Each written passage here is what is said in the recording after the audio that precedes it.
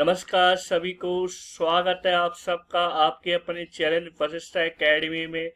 मैं मनोज वशिष्ठा आज आपके सामने मैक्रो इकोनॉमिक्स में चैप्टर 1 नेशनल इनकम में आज एक्सपेंडिचर मेथड पर डिस्कस करने जा रहे हैं, जो कि हमने पिछली क्लास में आपने देखा ही था। हमने वैल्यू एडिट मेथड पर डिस्कस किया था।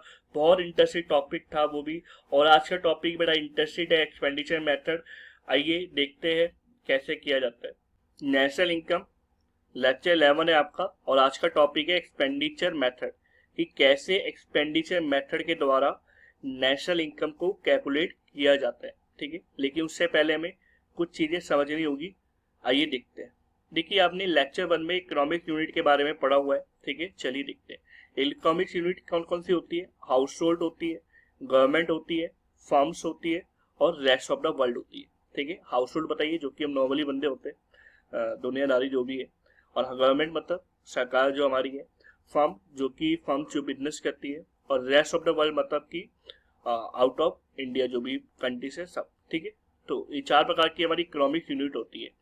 इनके जितने भी आपके एक्सपेंडिचर होते हैं, जो कि आपने हाउस होल्ड जो भी आपने एक्सपेंडिचर किया है, जो आपने गवर्नमेंट ने जो एक्सपेंडिचर किया है, जो फर्म ने एक्सपेंडिचर किया है, और जो रेस्ट ऑफ द वर्ल्ड ने एक्सपेंडिचर किया है, इन चारों एक्सपेंडिचर को जब आप प्लस कर दोगे तो आपका क्या निकल जाएगा एक्सपेंडिचर मेथड से नेक्स्ट आपका जो है जीडीपी निकल जाएगा देश का। ठीक है, लेकिन सर इनका कैसे एक्सपेंडिचर फाइंड करते हैं ये बताइए। आइए देखते हैं अगली स्लाइड पर। देखिए, अगर मैं अगली स्लाइड पे जाता हूँ तो सबसे पहली बात आती है कि सर जीबीटी कैसे कैलकुलेट किया जाता है। अभी मैंने बात पीछे जीबीटी की करी थी ना आपसे, कि भाई अगर आप इन चारों की जीबीटी एक्सपेंडिचर को अगर आप प्लस कर दो तो आपके पास क्या आ जाएगी, जीडीपी आ जाएगी देश की। ठीक है, तो वही सेम यहाँ पे लेके चलना है आपको। देखिए, अगर आप कैलकुलेट करोगे जीडीपी को, तो कैसे कैलकुलेट करोगे आइए देखते हैं।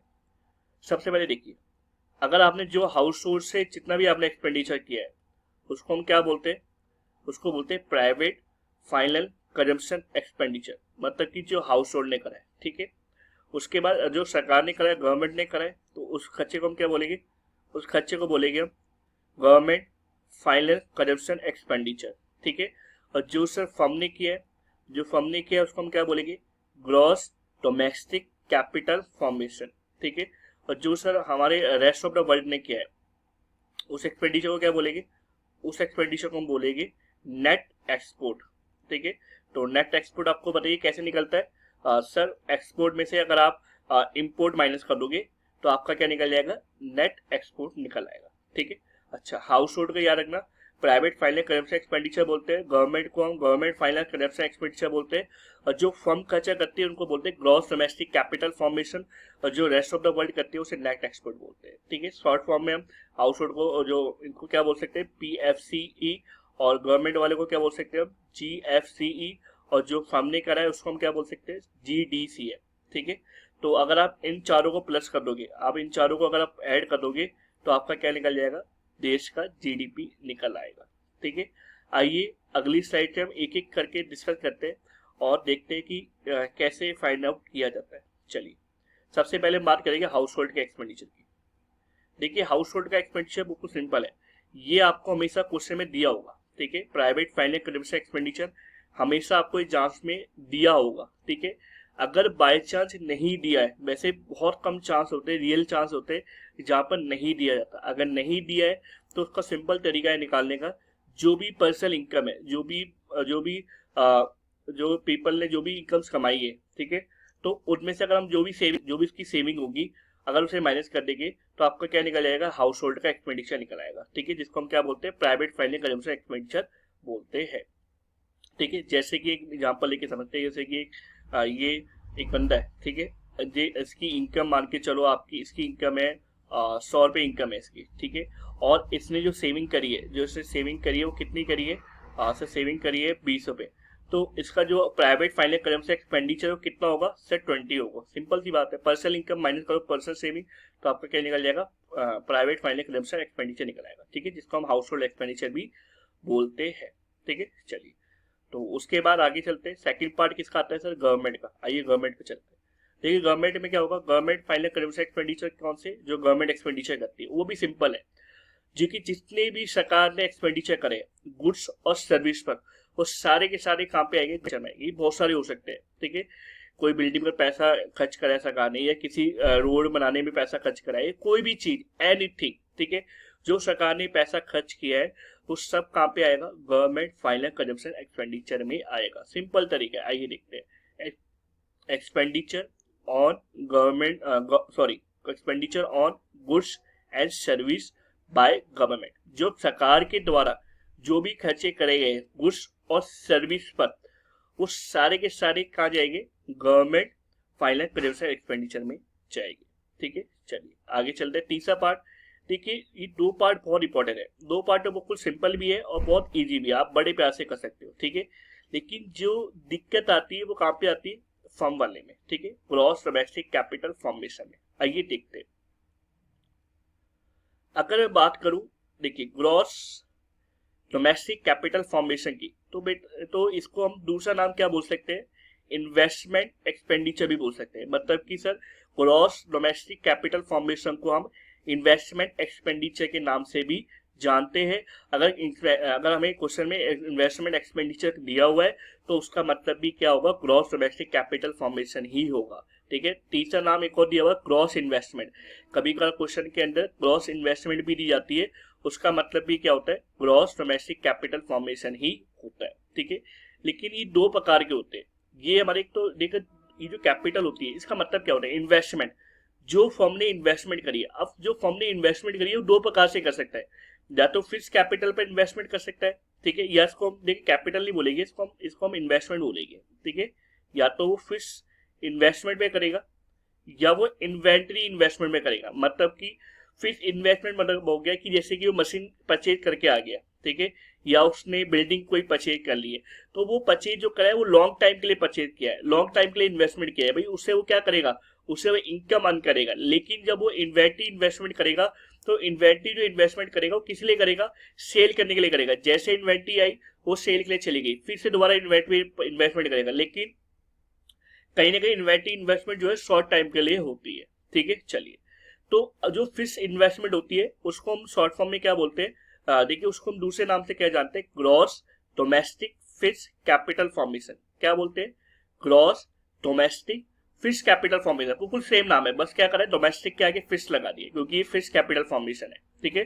क्योंकि ये जो इन्वेस्टमेंट करी जाती है ये लॉन्ग टाइम के लिए की जाती है, नॉट अ शॉर्ट टाइम, ठीक है। चलिए अगर बात करें इन्वेंटरी इन्वेस्टमेंट के लिए, तो ये जो होती है किसी, अगर सिंपल बोला जाए तो ये जो निकाली जाती है, कैसे निकाली जाती है, जो कि हमारी क्लोजिंग इन्वेंटरी होगी, जो भी हमारी क्लोजिंग इन्वेंटरी होगी उसे हम ओपनिंग इन्वेंटरी से माइनस कर देंगे, तो हमारे क्या आ जाएगा, इन्वेंटरी इन्वेस्टमेंट आ जाएगा।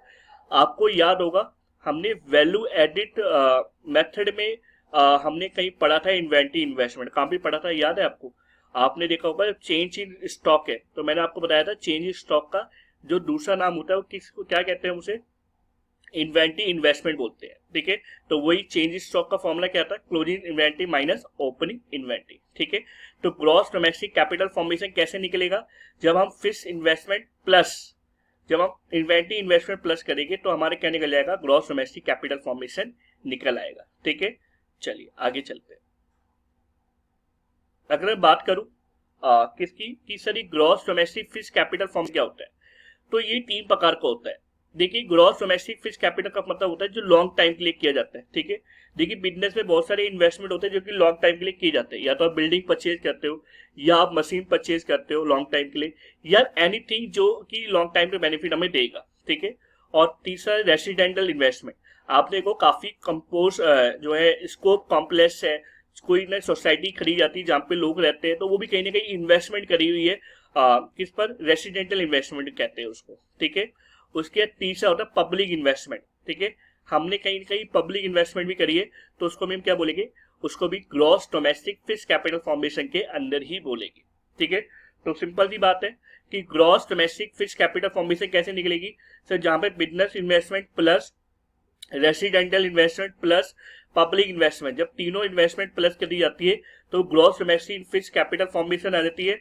और उसके बाद जब gross domestic fix capital formation आने के बाद जब हम उस पर इन्वेंटरी इन्वेस्टमेंट प्लस कर देते हैं तो उसके बाद हमारे क्या निकल जाता है, ग्रॉस डोमेस्टिक कैपिटल फॉर्मेशन निकल आता है, जिसको हम इन्वेस्टमेंट एक्सपेंडिचर भी बोलते हैं और जिसको हम ग्रॉस इन्वेस्टमेंट भी बोलते हैं। ठीक है, तो मुझे उम्मीद है यहाँ तक आपको समझ में आया होगा। चलिए आगे चलते हैं। अगर मैं आगे बात करूं कि sir net domestic capital formation, देखो कभी कभार क्या होता है क्वेश्चन में हमें net domestic capital formation given होता है। अब एक बात और मैं आपको बताऊं कि आप बोल रहे हो कि सर बड़ी तेजी से आप पढ़ा रहे हो आगे, और देखिए आपको ना जहाँ पे दिक्कत आती है, जहाँ पे अगर लगता है कि समझ में नहीं आ रहा है, तो वहाँ पे आप वीडियो को स्टॉप करें, फिर से देखें एक बार। ठीक है, तो आपको क्लियर समझ में आ जाएगी बातें। ठीक है, और साथ साथ नोट जरूर किया करो, साथ साथ जो है नोट जरूर करना है। अगर आप नोट नहीं करोगे तो फिर दिक्कत आनी स्टार्ट हो जाएगी। ठीक है, चलिए, तो सिंपल तरीका है, अगर आपको क्वेश्चन में net domestic capital formation given है तो सर उस केस में क्या करेंगे, सिंपल तरीका है, अगर आपको ग्रॉस डोमेस्टिक कैपिटल फॉर्मेशन निकालना है, क्योंकि यहाँ पर आपको बताइए आपको जो तीसरा पॉइंट है वो ग्रॉस डोमेस्टिक कैपिटल फॉर्मेशन ही है। अगर बाय चांस आपको नेट डोमेस्टिक कैपिटल फॉर्मेशन दिया है तो उस केस में आपको क्या करना है, आपको ग्रॉस निकालना है। देखिए बिल्कुल सेम है। ठीक है, बस आपको क्या करना है, नेट की जगह ग्रॉस लाना है। तो अगर नेट की जगह ग्रॉस लाना है तो ग्रॉस कैसे निकलता है, नेट में जब आप प्लस करते हो डेप्रिसिएशन तो आपका ग्रॉस में कन्वर्ट हो जाता है। ठीक है, तो अगर ऐसा आएगा तो आपको क्या करना है, डेप्रिसिएशन प्लस करके उसे ग्रॉस में कन्वर्ट कर देना है। ठीक है, कभी कभार क्या होता है जो फिक्स कैपिटल होती है फॉर्मेशन वो भी क्या नेट पे दी होती है। ठीक है, वो ग्रॉस में होनी चाहिए, लेकिन यहाँ पर क्या क्या दी हुई है, हमें नेट पर हमें दी हुई है। उस केस में क्या करेंगे हम, उस केस में भी बिल्कुल सिंपल तरीका है, पहले जो net domestic fix capital formation है पहले उसको डेप्रिसिएशन लगाकर हम उसे ग्रॉस में कन्वर्ट करेंगे, gross domestic fix capital formation में। उसके बाद उसमें इन्वेंटरी इन्वेस्टमेंट प्लस करेंगे, जब जाके हमारा क्या निकलेगा, ग्रॉस डोमेस्टिक कैपिटल फॉर्मेशन निकलेगा। ठीक है, तो ये तीन पार्ट हमने अभी पढ़े।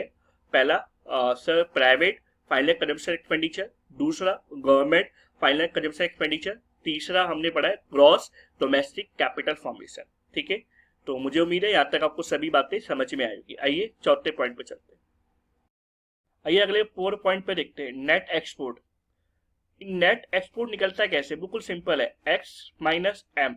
आपको बताइए एक्स का मतलब एक्सपोर्ट होता है और एम का मतलब इंपोर्ट होता है। ठीक है, जब आप एक्सपोर्ट में से इंपोर्ट माइनस करोगे तो आपका क्या आएगा, नेट एक्सपोर्ट आएगा। बिल्कुल सिंपल वे में चलना है आपको। ठीक है, इसमें तो कोई दिक्कत नहीं आएगी, लेकिन कभी कभार क्वेश्चंस में आपको ना नेट इंपोर्ट दे दिया जाता है। ठीक है, घबराना नहीं है, जब आपको नेट इंपोर्ट दिया जाएगा ना तो वहां पे आपको माइनस करना पड़ेगा।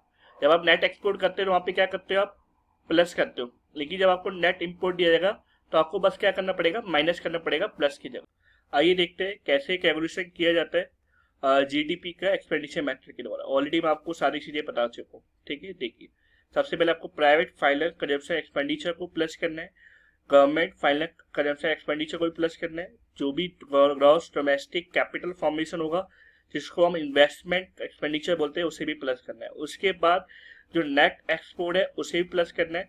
अगर आपको इंपोर्ट दिया हुआ है, नेट इंपोर्ट अगर क्वेश्चन में आपको दिया हुआ है तो उसको आपको क्या करेंगे, माइनस करेंगे। ठीक है, तो इन चीजों करने के बाद आपका क्या निकल जाएगा, जीडीपी निकल जाएगा, जो कि आपको चाहिए। उसके बाद आपको जीडीपी से क्या निकालनी होगी, नेशनल इनकम निकालनी होगी। ठीक है, आइए देखते हैं कैसे नेशनल इनकम निकाली जाती है। बिल्कुल सिंपल तरीका है, जो कि आपको बेसिक कन्वर्जन आपने देखे थे वीडियो में।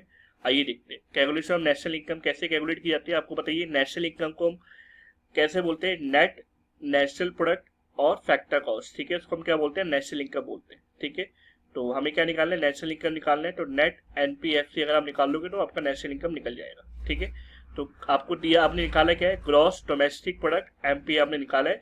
तो आपको क्या करना है, ग्रॉस है ना, तो आपको बताइए नेट निकालना है। तो ग्रॉस में से आप डेप्रिसिएशन माइनस करोगे तो आपका नेट निकल जाएगा। आपको यहाँ पे नेशनल प्रोडक्ट निकालना है, डोमेस्टिक प्रोडक्ट दिया है, डोमेस्टिक प्रोडक्ट में अगर आप प्लस करोगे एनएफआईए तो आपका नेशनल प्रोडक्ट निकल आएगा। ठीक है, उसके बाद आपको यहाँ पर एफसी निकालना है, एमपी दिया है, अगर एमपी से अगर आप NIT net indirect tax minus करोगे तो आपका फैक्टर कॉस्ट भी निकल आएगा। ठीक है, तो ये आपका फॉर्मूला है किस क्या निकालने का, नेशनल इनकम का। ठीक है, बिल्कुल सिंपल है।